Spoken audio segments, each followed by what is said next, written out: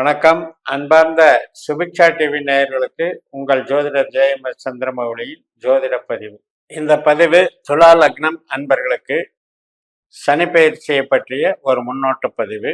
2025 March 29 கும்பராசியிலிருந்து மீனராசிக்கு இடம்பெயரக்கூடிய சனி பயிற்சி என்ன செய்யும்? சனி என்பவர் நமக்கு யார்? சனியினுடைய பயிற்சிகள் உண்மையிலேயே 2.5 வருட காலமும் நமக்கு பிரச்சனையை தருமா?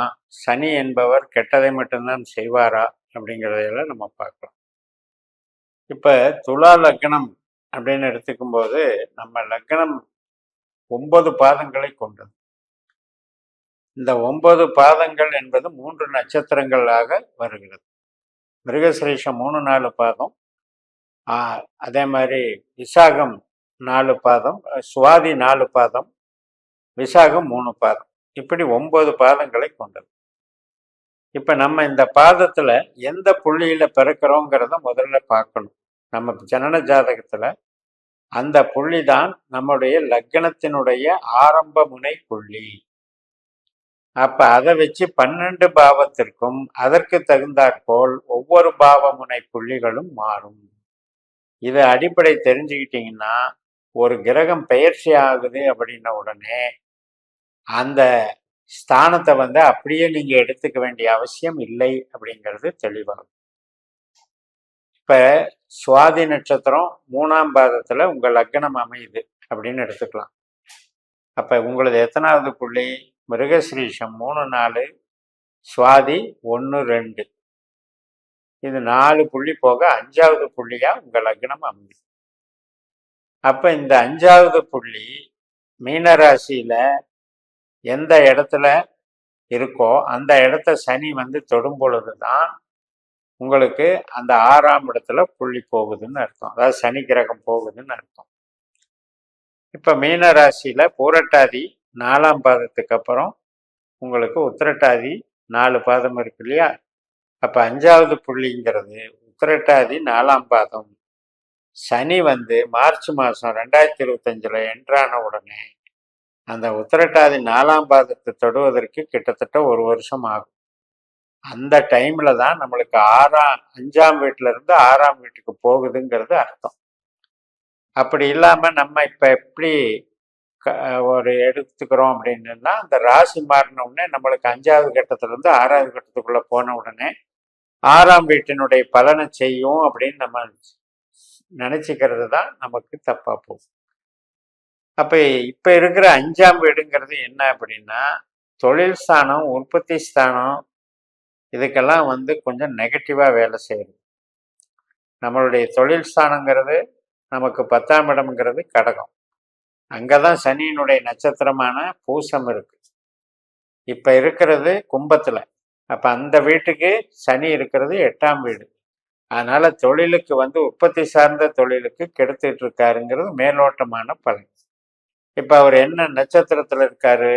பூரட்டாதின்ற குருனுடைய நட்சத்திரத்துல இருக்காரு. குரு நமக்கு யாரு? நம்ம லக்னத்திற்கு 3ஆம் அதிபதி, 6ஆம் அதிபதி. அப்ப அவருடைய பலனை தரப்போகிறார் அப்படிங்கிறத அது சொல்லாம சொல்லும். இப்ப குரு எங்க இருக்காரு? இப்ப கோச்சாரத்துல 8ஆம் வீட்டுல இருக்காரு. அப்ப 8ஆம் வீடுங்கிறது என்ன? கொஞ்சம் வலி வேதனைகளை அனுபவிக்கிறது, அவமானங்களை அனுபவிக்கிறது, கஷ்ட நஷ்டங்களை அனுபவிக்கிறது. அப்ப 6ஆம் இடம் அப்படிங்கிறதுக்கு அது ஒரு பாசிட்டிவா வேலை செய்யும். 6ஆம் இடம்னா கடன் சார்ந்த நெருக்கடிகள், அப்புறம் இடமாற்றம் சம்பந்தப்பட்ட அவஸ்தைகள், இப்படி எல்லாமே சொல்லலாம். ஆனா இது மட்டுமே அப்படியே வந்துருமான்னா எல்லாருக்கும் வராது. ஏன்னா பல்வேறு வகைப்பட்ட நபர்கள், பல்வேறு வகைப்பட்ட தொழில் இருக்கீங்க. ஒருத்தர் மாணவராக இருக்கலாம், படிச்சுட்டு இருக்கலாம், ஒரு குழந்தையா இருக்கலாம், ஒருத்தர் வயதானவராக இருக்கலாம், ரிட்டையர்டு பர்சனாக இருக்கலாம். எல்லாத்துக்கும் அவங்கவுங்க கேள்விக்கு தகுந்த மாதிரி நம்ம பலன் எடுக்கணும். அதே நேரத்தில் இந்த உபநட்சத்திரம்ங்கிற கான்செப்டை எடுத்தா தான் அக்யூரேட்டாக அது நமக்கு கேள்விகளுக்கு விடை கொடுக்கும்.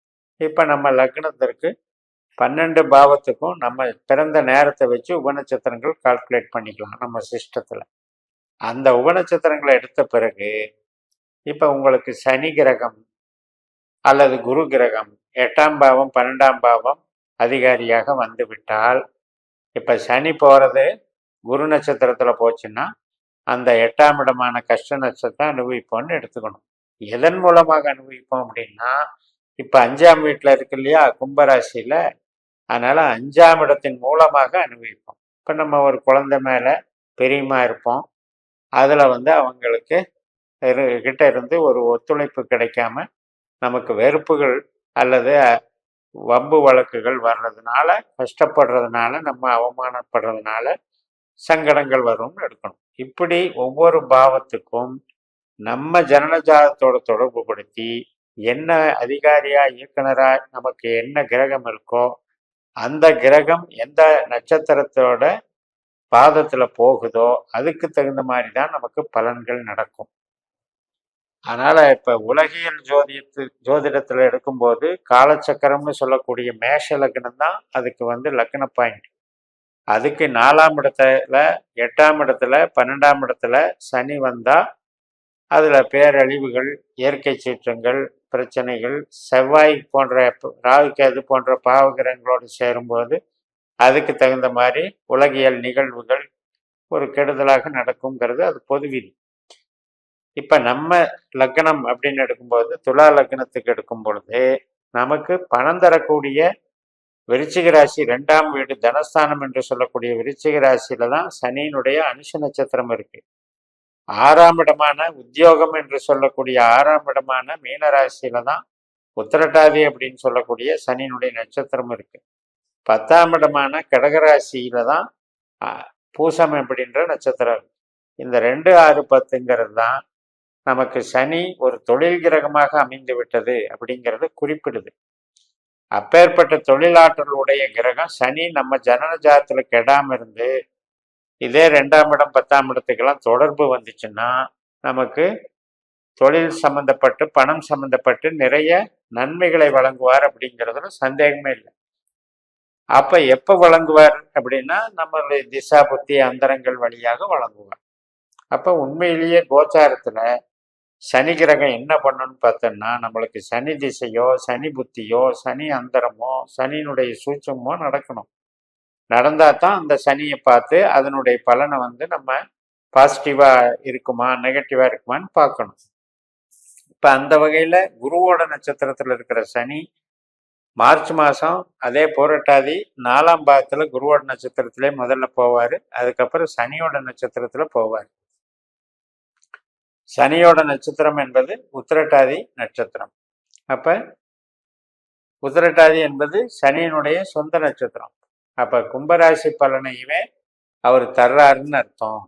அதனால என்ன ஆகும் அப்படின்னா நமக்கு நிகழ்வுகள் சாதகமாக அமையும்.